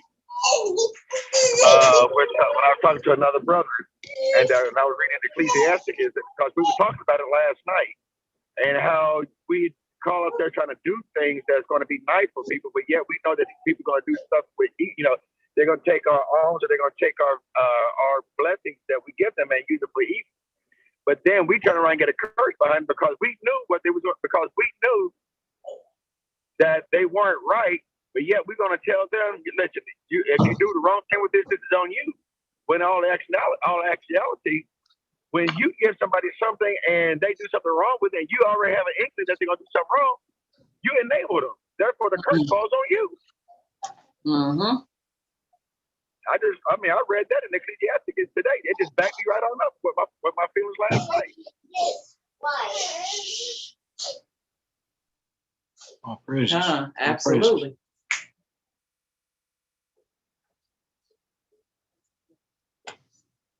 Absolutely. Yeah, all praises.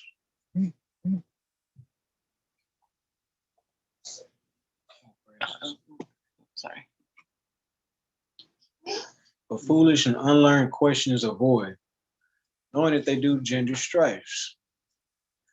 If the works of the enemy, to sum it up, not exhaustive, but the gist of it being or leading to bondage, so that those that would do uprightness are bound and can't do what they're called to do. Avoid stuff that you see foot traps in. If it ain't talking about restoration, repentance, fine-tuning my walk, giving aid, being a light, see it for what it could possibly be.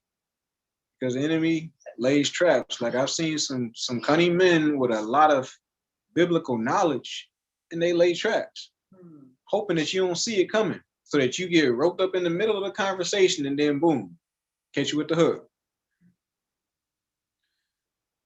It's foolishness. But in order for us to depart from iniquity, we got to train so we can see it, identify it, and turn from it. Like, when your mind is in that state of strife, what condition are you in? Are you free or are you bound? You're bound.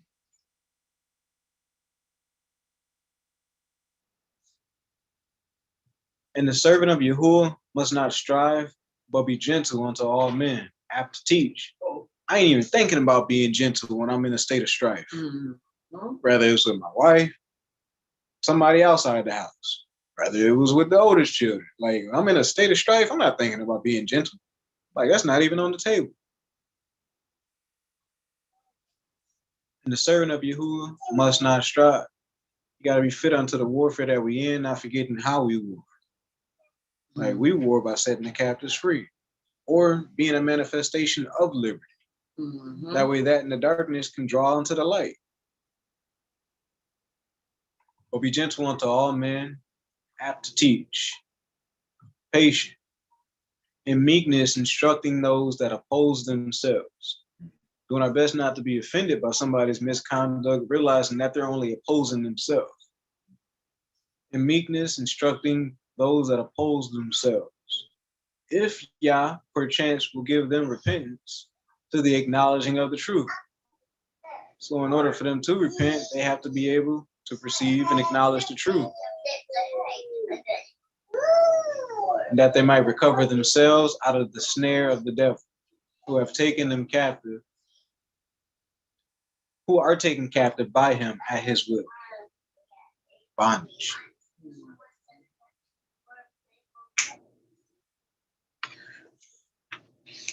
Prepared unto every told work, him or herself free from bondage. Be led by righteousness, fidelity to Yahuwah, charity, peace with them that support Adonai out of a pure heart. Not being drawn into strife by entertaining those doing the work of the devil.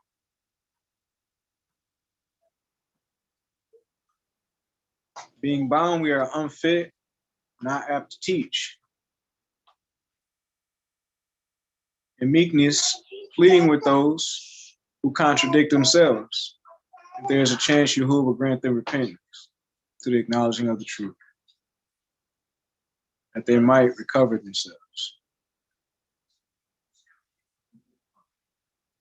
Mishpacha should live because I'm willing to die. Father willing, we're going to stop there for today. Anybody else has anything? Floor is definitely open. So let's All praises. Definitely need y'all help because we Philly joined together. I don't see it all. I ain't gonna see it all.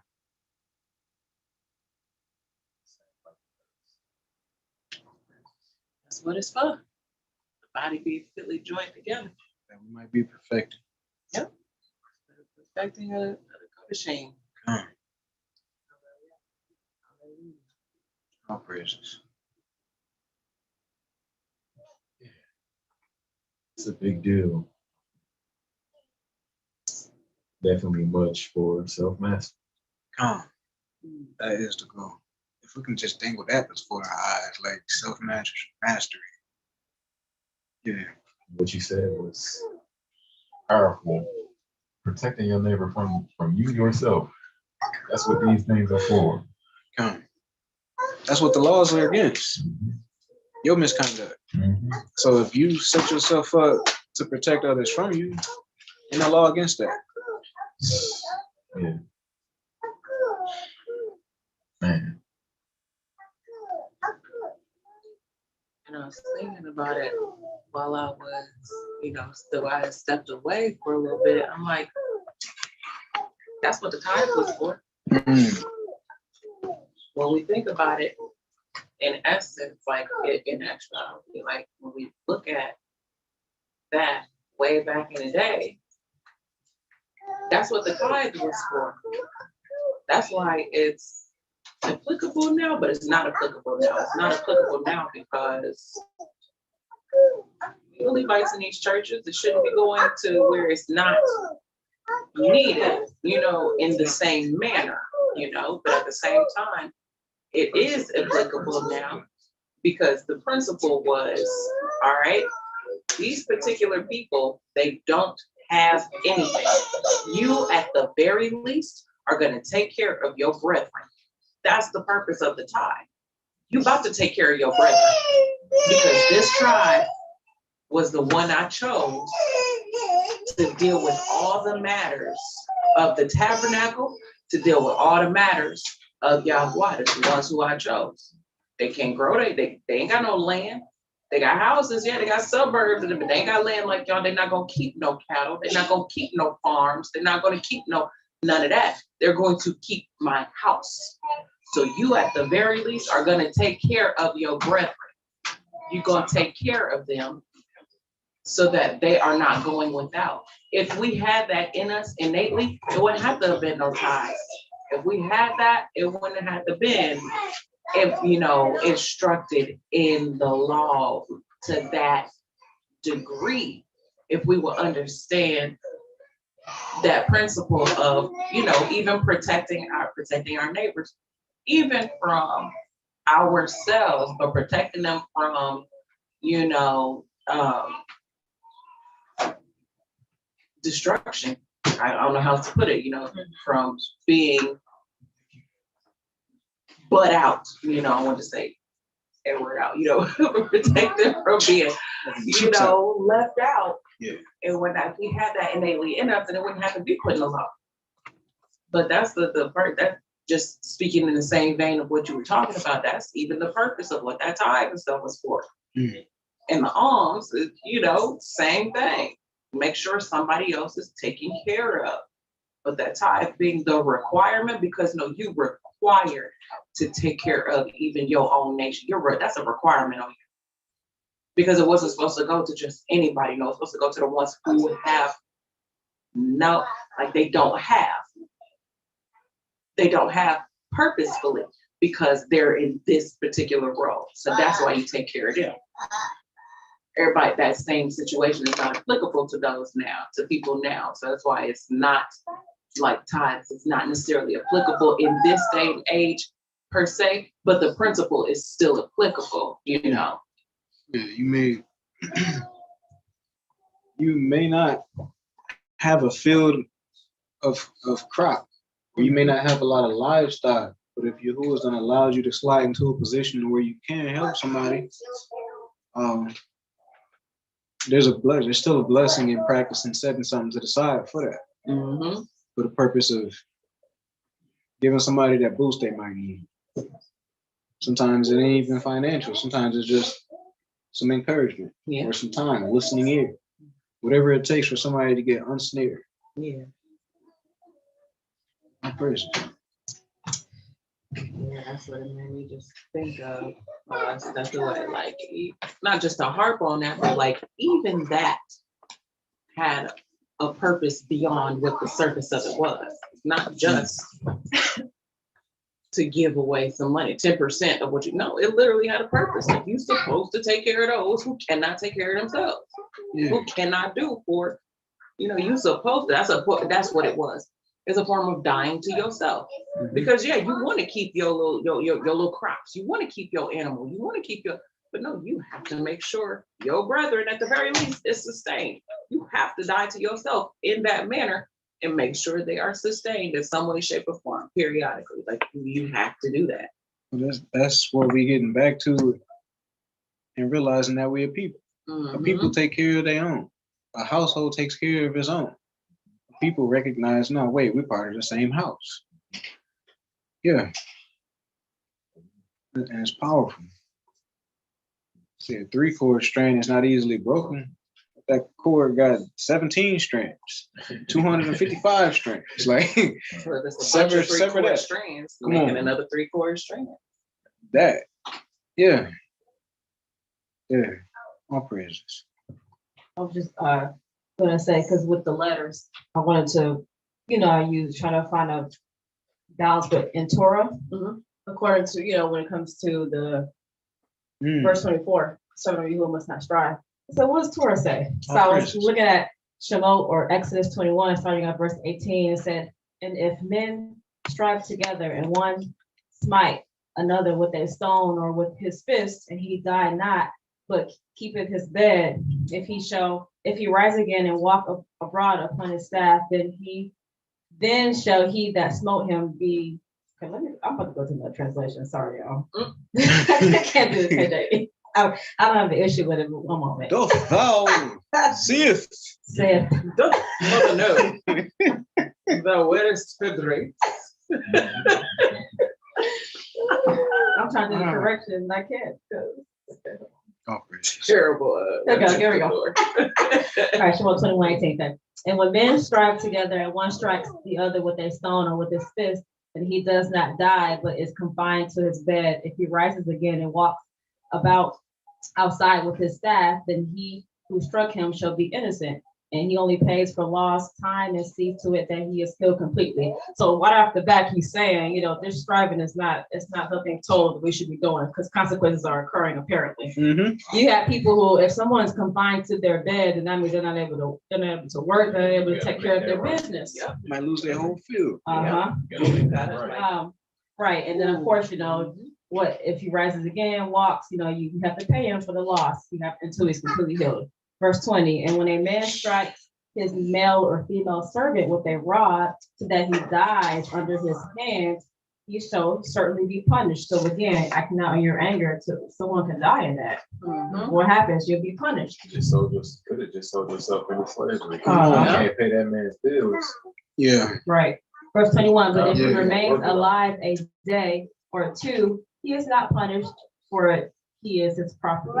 Verse 22, and when men strive, and they shall smite a pregnant woman, and her children come out, yet there is no injury, he shall certainly be punished according to the woman's husband lays upon him, and he shall give through the judges. But if there is inquiry, then you shall give life for life, eye for eye, tooth, hand for hand, foot for foot, burn for burn, wound for wound, lash for lash. And when a man strikes the eye of his male or female servant, okay, goes into it. So it made me think about, of course, the Father always covers all of his bases when he's dealing with us as a nation, as a people, because he has to. And I was like, man, nothing told really comes out of this, when it comes to striving with one another. The best way is to show the characteristics of the Father, like it talks about in Shemot 34, how he's compassionate, long-suffering, merciful, things like that. So in saying that, nothing told comes out of this. Either someone can get hurt really, really badly, emotionally, spiritually, or physically, or the hurt, it may not be detrimental, but it could still cause some type of pain to where now probably like them in the tongue, you don't smoke someone with your words of your mouth. You didn't kill them physically, but you done killed them spiritually. So now they, oh my goodness, you have torn me into pieces by the words of your mouth. So regardless of the fact death occurs, whether it be physically or not. So it's man, the best way is to really be gentle, and like it says here, and being patient for another. It doesn't nothing told comes out of it, Really, when you think about these two seeds, like it says in one place, that Cain was of the seed of the adversary. Now we know, according to the text, he was the seed of Adam, just like Abel was. But what you see is that the character of the two, one was after Elohim and one wasn't. He was after the adversary. With Cain, what was his every motive and intention? Selfish. Whereas Abel's was the opposite. It was selflessness. It was sacrifice the best that I have. Then you see what did he say? Am I my brother's keeper? Selfish again. Yeah, absolutely you are. That's what this whole thing is about. Absolutely, yes. But the seed of the adversary, nah, I'm not. I ain't. I'm a murderer of my brother. That's what I am. So it's you brought out a total point, because it's that's where you see all of that is a righteous judgment. But then you also see that the root of it and the seed of it is all of that is all of those are right rulings based on judgments based off of violation. Yeah. And because there's this violation, this is what Shaul was talking about the law being added because of sin. I have mercy and not sacrifice. Sacrifice necessary where there's a violation. But you show mercy, no harm, no foul. Eye for eye, tooth for tooth. You have heard. But I say, if you even have hatred towards your brother in your heart, you have committed murder. This is what, look at the root of this thing and look at what seed you operate in. Because if you're operating in the seed of the Father, well, his seed is in itself. It's going to produce after what the seed is and produce more of that thing. And so now, if that's the case, then you're not even going, this is of no, this part of the Torah don't even have no reign over you, because why would I be in a situation where I'm striving with my brother if I'm obedient to loving my brother as I love myself? Come on. If I'm doing that and I'm obedient to that, then all of these right rulings here and these judgments here, because of a transgression, I don't even have to, like, I'm not even concerned with that because I'm not going to be in that situation. But because of the sin of the people, yeah, I got to make sure that I keep the scales balanced, because it's somebody that's going to do this. You just not going to control you. You ain't going to be able to control yourself. 40 years long. And you go slip Yes. like this. Yes. Yeah, that's deep. Like, yeah, it's deep. 2 generations. Watch this happen over and over.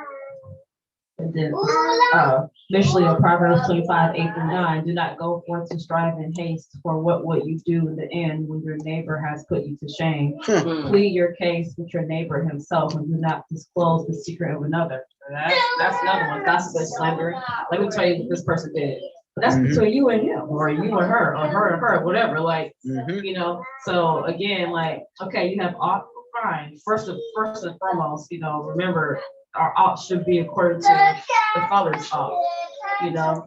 So sin is transgression of Torah. That's really your ought should really be in. You know, you have to be able to know the difference between ought versus according to Torah versus, oh no, I just don't like how you said that to me. But that, I mean, we can talk about it, that's fine. But to say that's a sin, that's not true. You know. But what I'm saying is that just making sure that we get it right with one another the best way we can.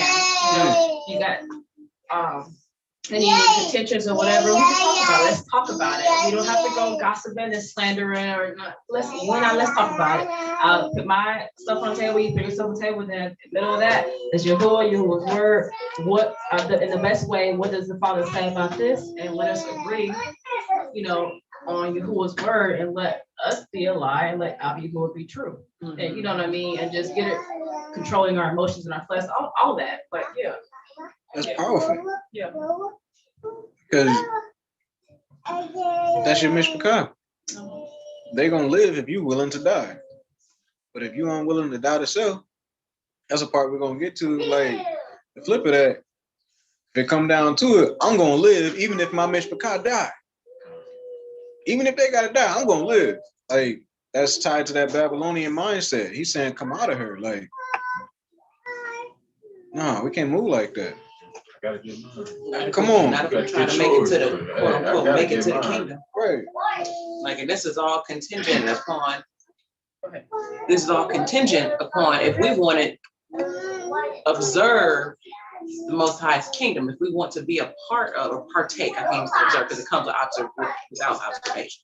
But if we want to partake in the Most High's kingdom, then all of this stuff matters. Now, if we don't have any dog in the fight in that matter, like, I don't give a darn whether I make it or not, or whatever, blah, blah, blah. You forbid anybody say that or that be on anybody's mind. But if that's the mentality of, I don't care nothing about what you're talking about, then this don't matter. Then by all means, negate everything that whatever, go about your business.